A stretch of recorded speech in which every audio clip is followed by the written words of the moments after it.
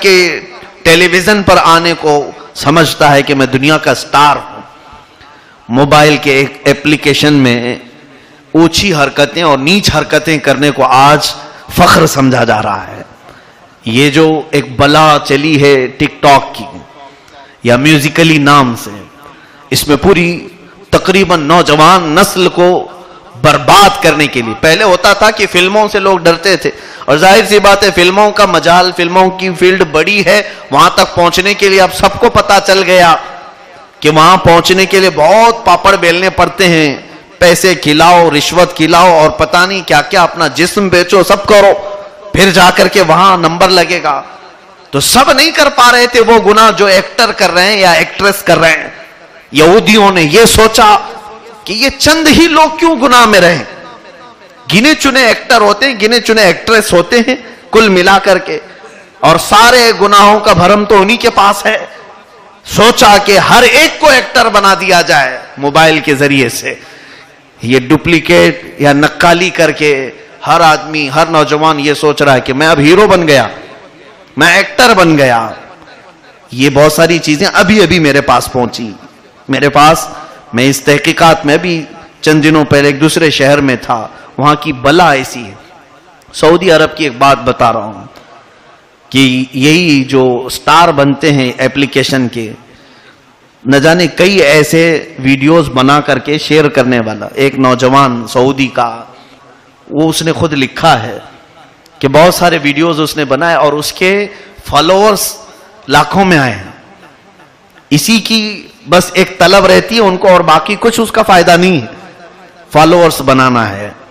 بہت سارے اس کے فالوورز لاکھوں کی تعداد میں ہیں.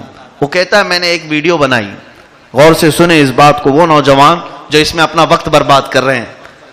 کہتا ہے میں نے ایک ایسی ویڈیو بنائی جس میں میں اپنی موت کا ڈرامہ کیا، یعنی کسی دوسرے کے ذریعے سے میں نے اپنے مرنے کی خبر نشر کر دی کہ جو ٹک ٹاک پر یا میوزیکلی پر مشہور تھا فلاں شخص، اس کا انتقال ہو گیا ہے، دوسرے دن اس کی مٹی ہے.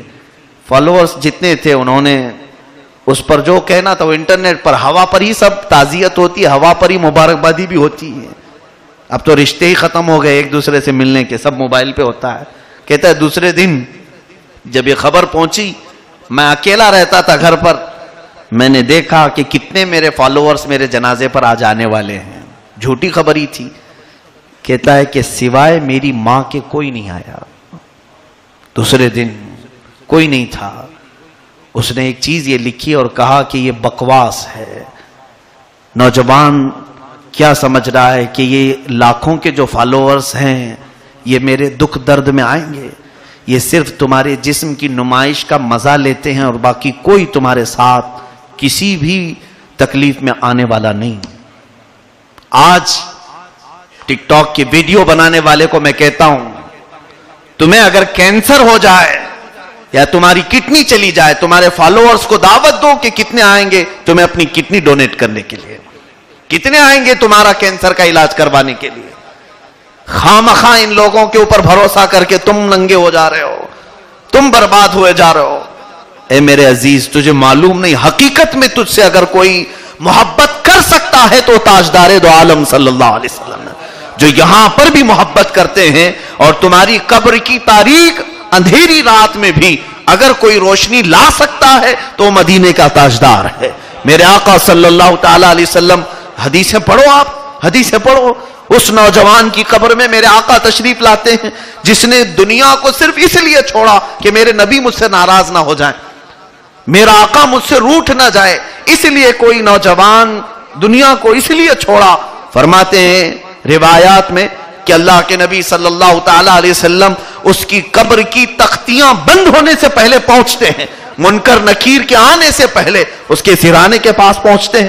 اور منکر نکیر کے آنے کا طریقہ اللہ اکبر حدیث میں ہے، وہ بڑی عجیب و غریب شکل کے ہوتے ہیں، نیلی آنکھیں، کالا چہرہ، بڑے بال، دانتوں سے زمین کو اکھاڑتے ہوئے آتے ہیں اور مردے کو کھینچ کر اٹھاتے ہیں. اس کیفیت میں وہ قبر میں آتے ہیں. اللہ کے رسول صلی اللہ تعالی علیہ وسلم کی حدیثیں پڑھو اے میرے بچوں نوجوانوں. فرماتے ہیں وہ نوجوان جس نے اللہ کے نبی کے خیال کرتے ہوئے دنیا کو چھوڑا تھا، حضور اس کے پاس کھڑے رہتے ہیں. نکیرین جیسے ہی آتے ہیں قبر میں حضور فرماتے ہیں آہستہ سے جگانا یہ میرا غلام، آہستہ سے جگاؤ. اب آگے کی بات سنیں. تفسیر میں یہ فرمایا گیا منکر نکیر کو حضور کا صرف آرڈر ہوا تھا آہستہ سے جگاؤ، وہ معافی طلب کرتے ہوئے رخصتی ہو جاتے ہیں. آقا جس کے حامی آپ ہیں اس سے سوال کرنا ہی کیا ہے؟ جس کی قبر میں آپ کھڑے ہوں اس کی حمایت میں اس سے سوال کرنا ہی کیا ہے؟ زندگی گزارو تو وہ زندگی جس میں تمہاری قبر میں روشنی لے کر میرے آقا تشریف لائے ہیں. اے میرے عزیزو، قرآن کی بات پر اگر یقین نہیں ہے تو پھر وہ مسلمان ہی نہیں ہے، پھر اس کو کوئی نصیحت کام بھی نہیں کر سکتی. ایک بات یاد رکھیں، میں ان لوگوں کو نصیحت کرتا ہوں جو قرآن کو اللہ کی سچی کتاب تسلیم کرتے ہیں، جو اللہ کے نبی محمد عربی صلی اللہ تعالی علیہ وسلم کو اللہ کا آخری رسول سمجھتے ہیں. میں ان کو نصیحت کر رہا ہوں. اور باقی جس کے دل میں ایمان ہے ہی نہیں، وہ قرآن کو اللہ کی کتاب نہیں مانتا، میرے آقا کی کوئی حیثیت اس کے دل میں ہے ہی نہیں، تو میرا اس سے کوئی سروکار نہیں، کوئی کلام نہیں. تم جانو تمہارا عمل جانے. تم قیامت کے دن دیکھو گے کہ تمہارے ساتھ کیا حشر ہوگا.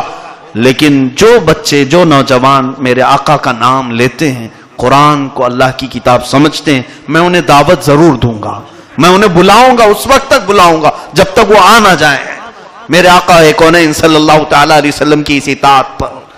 میرے عزیزو، دنیا کی مکر اور دنیا کے ہیلے اور ان کے دھوکے کو سمجھو. تم یہ سمجھ رہے ہو ہماری آسانی کے لیے انہوں نے ایپلیکیشن بنا دی ہیں کہ ہم یہاں سے ہیرو بن سکتے ہیں؟ نہیں، یہ تمہیں برباد کرنے کی سازشیں ہیں. وقت تمہیں بتائے گا چند دنوں کے بعد، جب دنیا تمہیں پوچھنا بھی چھوڑ دے. اور ایک بات یاد رکھنا کہ حسن سب کچھ نہیں ہوتا ہے. جن لوگوں کو ایسا لگتا ہے کہ میری جوانی آج بھری جوانی ہے، چہرہ دیکھنے کے قابل ہے، بال اچھے ہیں، میں فیشن کر سکتا ہوں، تو یہ تمہاری خام خیالی ہے. تمہاری جوانی کو جانے میں بہت وقت نہیں لگے گا، بہت جلدی وقت یہ ضائع ہونے والی، ختم ہونے والی. تم اپنے چہرے کی جھریاں چھپانے کے لیے آئینے سے بھاگو گے، آئینے میں چہرہ دیکھنا بعد میں مشکل ہو جائے گا. اور رب ذوالجلال قرآن میں فرماتا ان بطش ربک لشدید، بے شک تمہارے رب کی پکڑ بہت سخت ہے. تجھے آج رب نے چہرہ دیا ہے تو کیا یہی مرد عورت بن جائے؟ عورت مرد کی شکل اختیار کرے، اسی لیے رب نے چہرہ تمہیں اچھا دیا؟ یاد رکھنا ایک منٹ کا بھی وقت نہیں لگے گا تمہارے چہرے کو خنزیر کی شکل میں بدلنے کو. رب اگر پکڑ کرنے پر آ جائے تو منٹ بھی نہیں لگے گا کہ تمہارا چہرہ گدھے کی شکل اختیار کر جائے. اور پھر وقت ایسا بھی آ سکتا ہے کہ لوگ جنازہ اٹھانے سے بھی کترائیں گے.